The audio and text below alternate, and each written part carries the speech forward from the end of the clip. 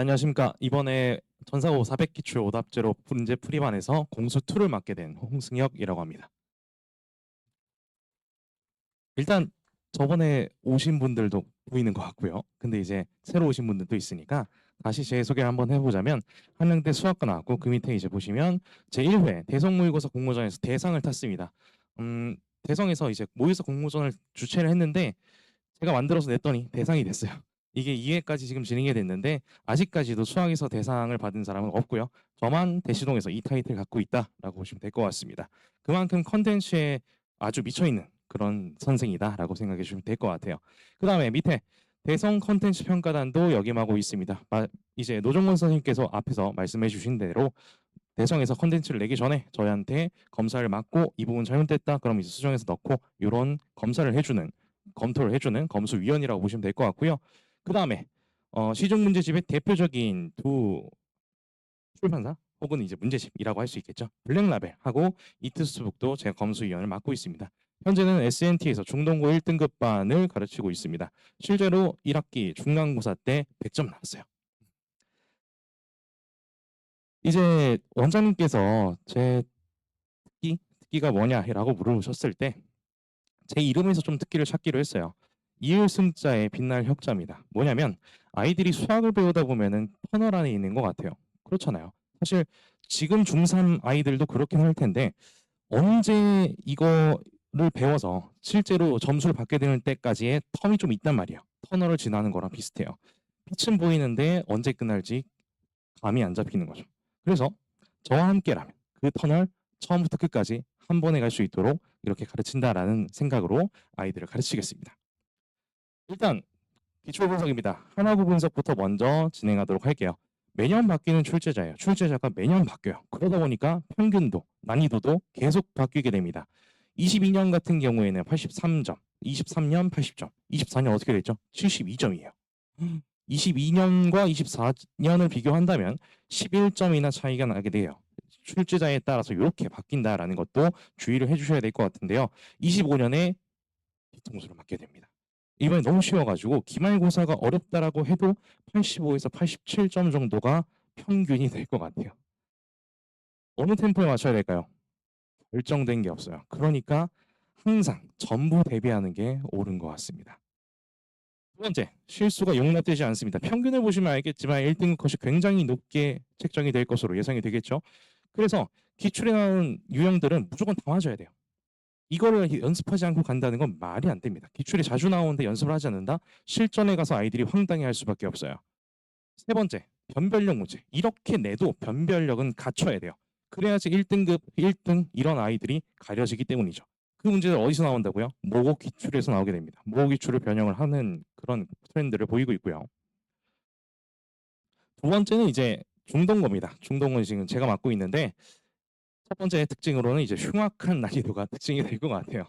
25년 1학기 중간고사 때 평균이 58점이에요. 아이들의 대부분이 58점에 몰려 있고요. 1등급 커트라인 보시면 알겠지만 83점입니다. 많이 낮은 편이에요. 이제 트렌드가 바뀌면서 이제 이런 것들로 커트라인 좀 잡으려고 노력을 하는 것 같은데 이 심화 문제에 대한 대비가 무조건적으로 필수예요. 이렇게 어려운 문제들을 막 내다 보니까 대비를 안 하고서는 저 등급대에 들어갈 수가 없어요. 두 번째, 소신 있는 출제 경향을 보이고 있습니다. 첫 번째는 부교재 출제예요. 부교재 출제 같은 경우에는 이 주변 학교에서도 많이 진행을 하고 있죠. 하지만 그 부교재에서 출제되는 비율이 조금 높다라는 거. 근데 어떤 걸 출제하느냐? 출제할 때 선생님들이 특정 유형을 미출제하시기로 선언을 해버려요. 모든 반에다가 다 얘기를 하십니다. 실제로도 1학기 중간고사 때 절대값이 있는 거 안 내겠다고 했어요. 실제로 절대값이 안 나왔어요. 그런 거 말고도 잘 출제해서 애들 저렇게 평균 만들 수 있다라고 자신감 있게 말씀을 해주시는 거예요. 이 선생님들이. 어렵게 낸다는 뜻이죠. 서술형 대비도 필수입니다. 특정 식이 없는 경우 부분 점수가 없어요. 식이 무조건 있어야 돼요. 기준에 딱 맞는 식이 있으면 부분 점수를 널널하게 주시는데 그 식이 없잖아요. 그럼 무조건 아웃입니다.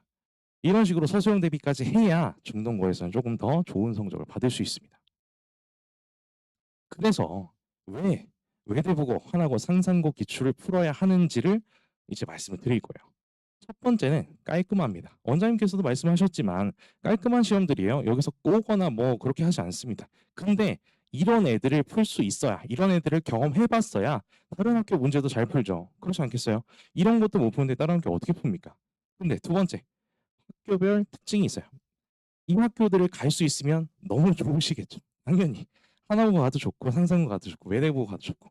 근데 갔을 때 학교별 특징에 맞춰서 연습을 하지 않는다면 가서 덜 탈 수밖에 없어요. 그러면 점수는 낮아지는 거예요.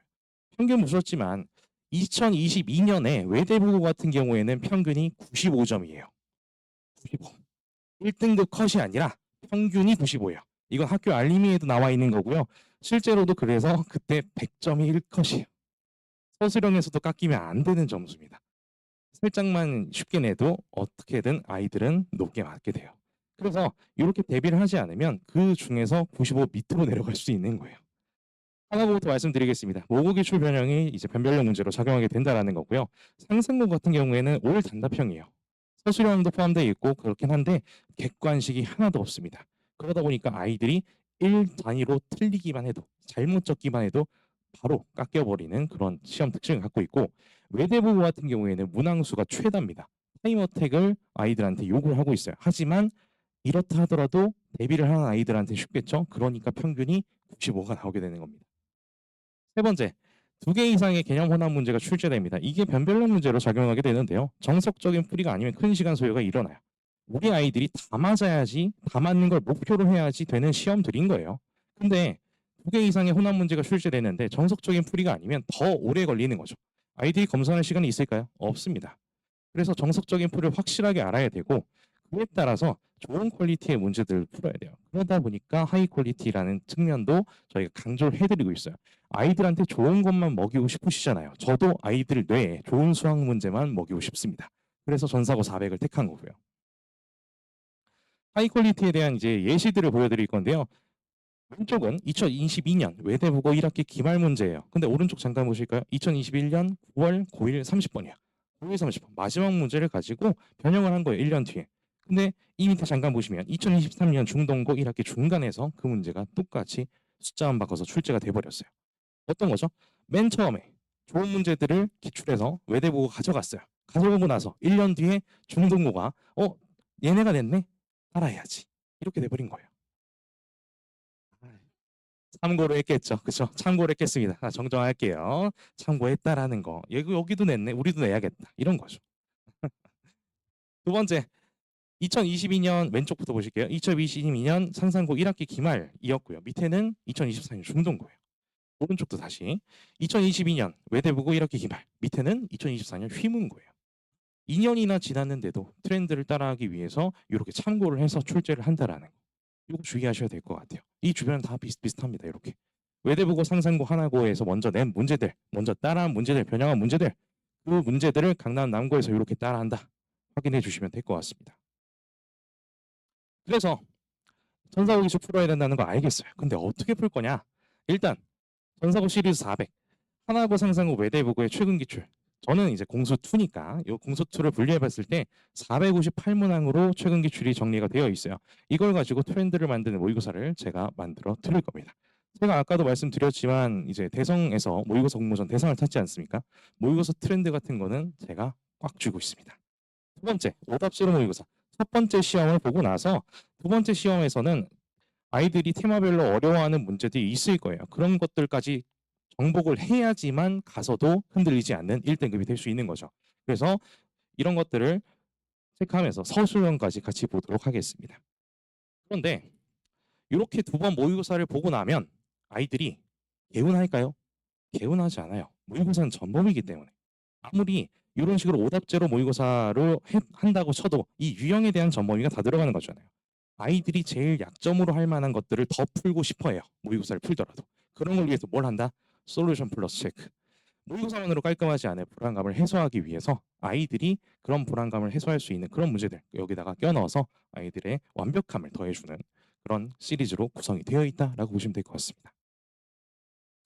전상고 1등급을 원하셔도 그다음에 강남 남고 1등급을 원하셔도 올 여름 반드시 전사고 기출 400은 정복하셔야 됩니다. 저의 시간표는 이렇게 화목토 9시 반부터 오후 1시 그다음에 1시 반부터 오후 5시 이렇게 두 가지 수업으로 공수2가 예정이 되어 있고요. 그다음에 다음 순서로 강성현 선생님께서 준비해 주도록 하겠습니다. 지금까지 홍승혁이었습니다. 감사합니다.